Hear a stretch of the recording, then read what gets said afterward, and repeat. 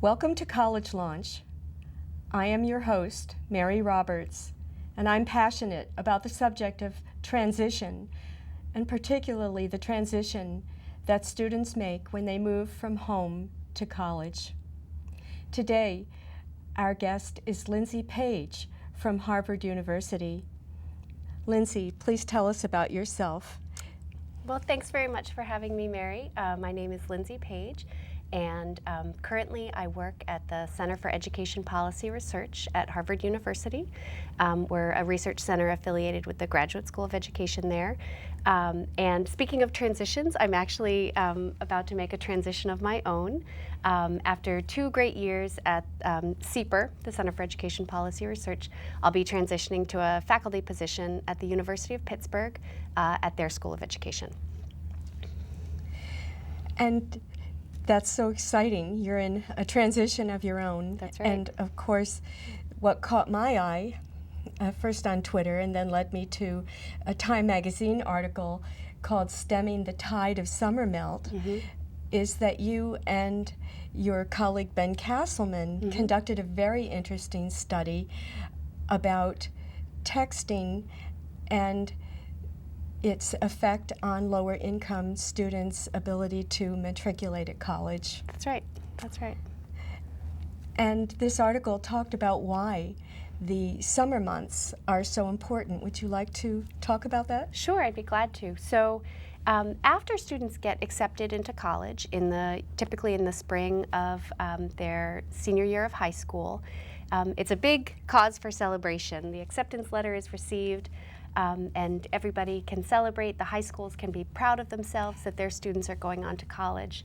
But what's important to remember, what our research has really reminded us, is that there are a number of things that students need to do in between receiving that wonderful acceptance letter and actually matriculating in the fall. There are things like taking placement exams, paying your tuition bill, getting your health insurance in line, figuring out how you're actually going to travel to your campus. So there are a number of things that students need to do, and it's a period of time when they don't necessarily have an obvious source of support. So students have graduated from their high school. Everybody in their high school is on summer break, and the students haven't matriculated yet to their college or university. And so it's a period of time where students could use a lot of support, both with these sort of administrative steps, but also social emotional support and encouragement for not getting cold feet about the transition to college.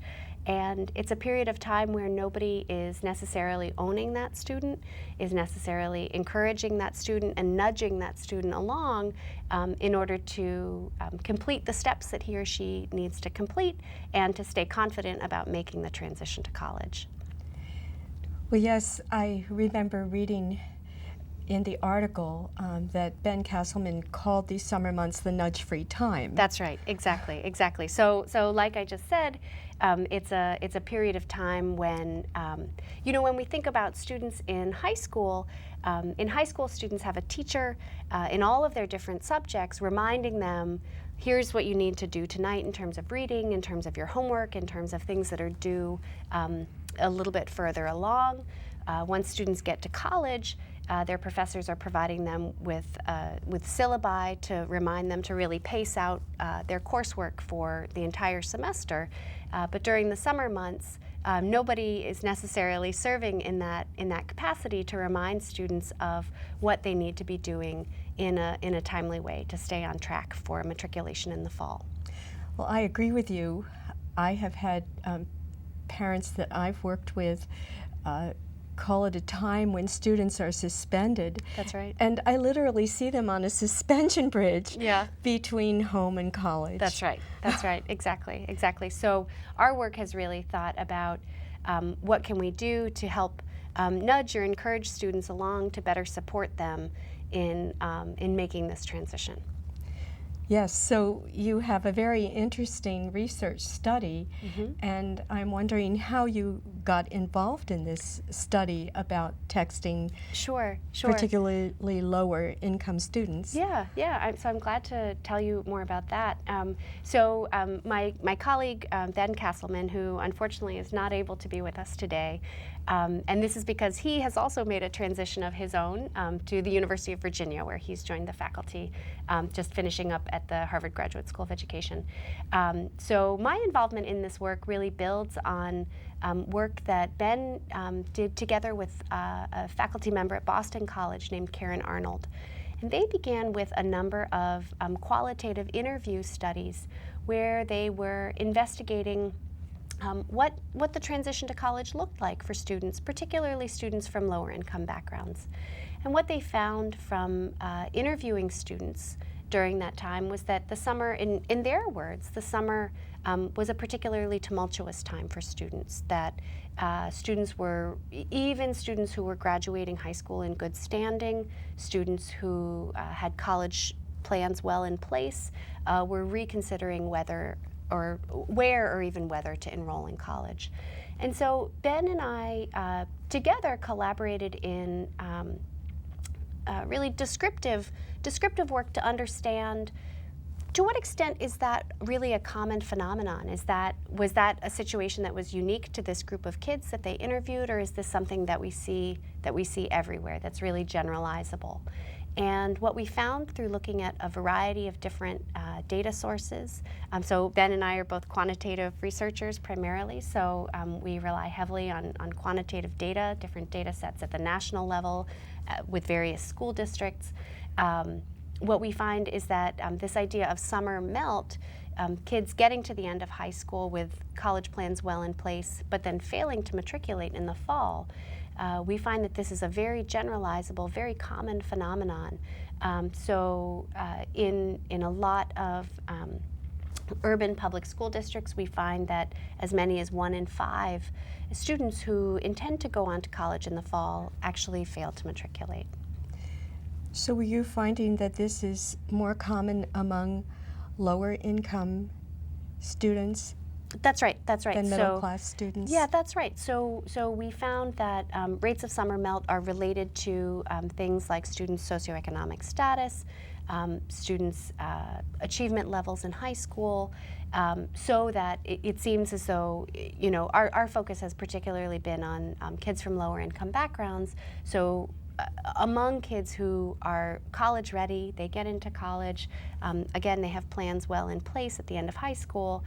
Lower income kids in particular are susceptible to summer melt. Yeah. And then so to just carry the line forward to our text messaging study, the first thing that we did was implement an experiment, or an intervention really, where we had a group of students who we could identify as planning to go to college in the fall. They had just graduated from high school. And we hired counselors in one place, high school counselors. In another place here in Boston, actually, we worked with a nonprofit organization called You Aspire.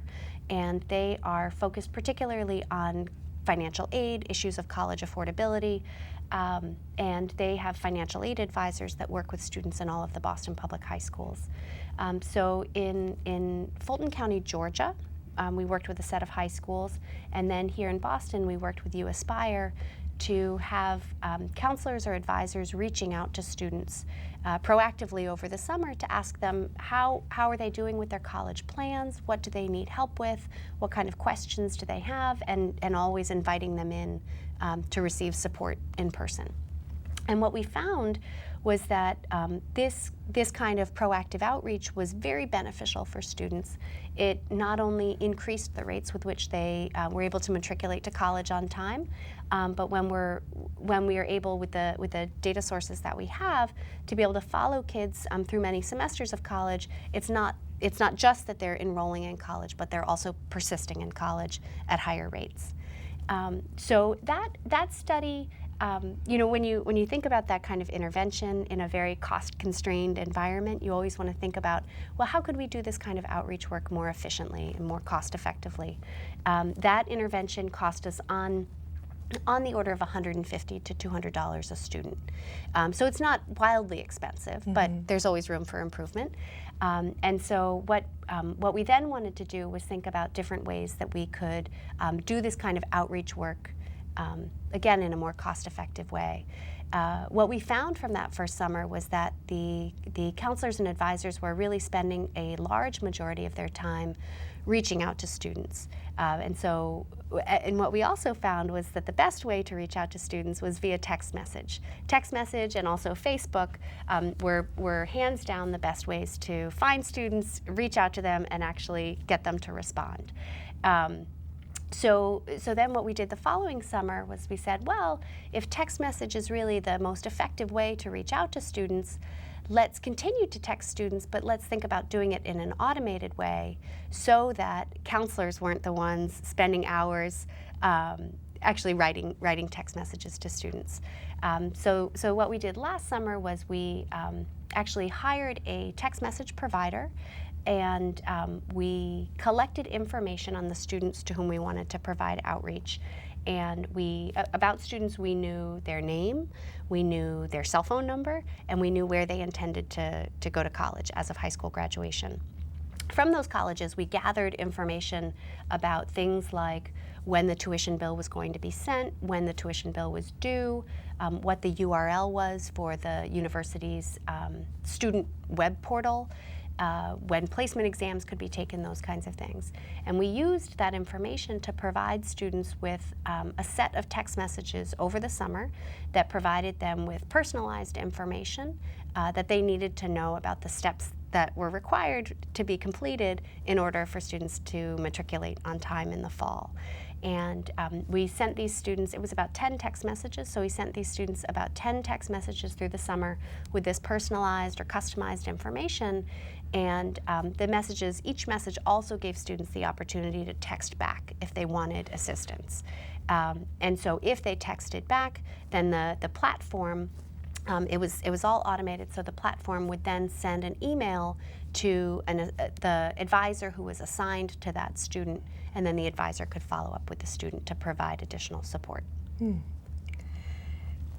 And I can remember reading in the research that there are a number of reasons why lower income students might be discouraged from continuing with their plans to attend college. One might be that they're the first one in their family to be going to college, so they don't have that support system. So, of course, you were providing that. Another is all the bureaucracy around financial aid. And so it sounds like these text messages touched upon the point of financial aid. The other you mentioned was how to log into the university's web portal. That's right. And about 6 years ago, my daughter was an entering college freshman, and I can remember receiving this information, and she was also to choose a class. And I decided that rather than have her read through all this material online, I would print it out. And this was a 50-page PDF. So I completely understand how overwhelming it would be for someone who might not have a parent like myself nudging them along. Exactly. Exactly. So, that's one thing that we hypothesize in terms of why this kind of outreach or support might be particularly beneficial for kids from lower income backgrounds. So if I take a step back, one thing that we found in the summer intervention where, pre-text message, where we had counselors reaching out to students. One of our sites was in Boston, and as I mentioned before, we also did this in Fulton County, Georgia. And in Fulton County, what we found was that this kind of outreach was not beneficial for kids who were not from low-income backgrounds. But it was very beneficial in terms of timely enrollment for kids who are from low-income backgrounds. And our hypothesis is very much along the lines of what you just shared about your own experience, that for kids from middle class or upper middle class backgrounds, it's likely the case that mom or dad is helping them with these steps, helping them attend to these steps or be aware that these steps even exist. Right. Whereas for kids from lower income backgrounds, if they're not in a community that where there's a lot of prior experience with college, there's nobody who's necessarily pushing them along or helping them to investigate what steps they need to attend to. Well, it reminds me myself, I'm the oldest of 8 children, and when I was applying to college, I missed the deadline for financial aid, and I found myself accepted at all of my schools, but no financial aid Oh, wow. came forth. Yeah. So it is important. It's very important. to You know, have a support system there. yeah, you know, and related to what you say about financial aid, what we found, and you know, again, we are continuing to analyze the data from all of these different interventions that we've tried. But what we find is that when we're able to gather information on the types of support kids are seeking over the summer, the overwhelming majority of types of support kids are asking for relate to financial aid. Either they need additional financial aid from their institution, or they need to file their promissory note. In Massachusetts in particular, this was something that we learned through doing this work in Massachusetts. In Massachusetts, state law is that by default, for students who are enrolled more than half-time in a public or private post-secondary institution, by default, the cost of student health insurance goes on your tuition bill. So that's a cost of health insurance for a full-time student can cost $1,000 or $2,000. This is typically not a line item cost that goes on your financial aid award letter in the spring. And so you could have a discrepancy of $1,000 or $2,000 between your financial aid award letter and package and the tuition bill that you actually get later in the summer. That's a big difference. So it goes on your tuition bill by default, and then you can, if your family has a qualifying health insurance plan, you can waive that fee, but that requires an additional step that's fairly nuanced, and you need to know how to navigate it. So again, You Aspire, the organization that we worked with in Boston, the advisors who we interviewed after the summer of outreach really felt as though they saved students tens of thousands of dollars in helping them navigate this health insurance waiver process. So it seems quite mundane, but you can imagine that it's a challenging process, even for those who have you know, a college background themselves. I remember that. Mm-hmm. We said, "What's this charge?" Exactly. She has health insurance. We don't need to pay this. Yep. Or we don't need to accept this. Right. Exactly. But you have to catch it. Right. Exactly. Exactly. And not just be deterred by the fact that there's a $2,000 charge on your tuition bill. Right. Knowing that there's something that you can do about that. Exactly. Exactly. You know, I'm curious, you mentioned that the students who received the text messages had the option to reply and ask for assistance if they needed it. Did you have a way of measuring whether students took advantage of that? Yeah, we did. So the text message intervention we implemented across a variety of sites. We implemented the text message intervention in 3 cities in Massachusetts, in Boston, in Lawrence, and in Springfield, Massachusetts. And then we also worked with the in Dallas, Texas. And so in all of the sites with the text message provider that we worked with, we were able to track the messages that students sent back. So we were able to see which students said, "Who is this? Stop texting me." And luckily, Did that happen? That did happen. Often? Well, only about 4% of kids said, "Please stop texting me." And of course, we stopped when they said, "Please stop." But it ranged across sites from approximately a third to a half of students responded at least once to a text message actually requesting assistance. So we were, and these response rates in general were higher than we had even guessed they would be. So our first foray into the text message campaign, we really, it was truly experimenting. We weren't sure what we would expect, but students were very responsive. And then you actually had results by sending these text messages. A certain percentage of students were more likely to, or did, in That's fact, matriculate. That's right. That's right. So, particularly in Springfield, Massachusetts, and in Lawrence, Massachusetts. So our thinking there is these are communities where they're in general low-income communities. They're communities where there are not a lot of college-going supports for students. So in those communities in particular, the text message outreach increased timely college enrollment by about 7 percentage points. So, you know, not everybody in the world thinks in percentage point terms, but this is actually quite a big impact for educational research. And in Dallas, Texas, we had impacts on a similar magnitude for improving timely college enrollment. And just as with the counselor-based outreach, we'll continue to gather data on these students and continue to follow them and see whether these impacts on initial enrollment persist for additional semesters of college. Yes, and I also, it's wonderful too that you have these results. You know that texting is an effective way then to reach out to students. And I think I remember reading in the study that texting was more effective than Facebook. You found that Facebook was effective, but the texting was even more effective. Yeah, so we haven't really put them head to head to say, well, what if we just reach out to kids via Facebook, or what if we just reach out to kids by text message? But just on the sort of, you can imagine that text message should be more effective. If you look at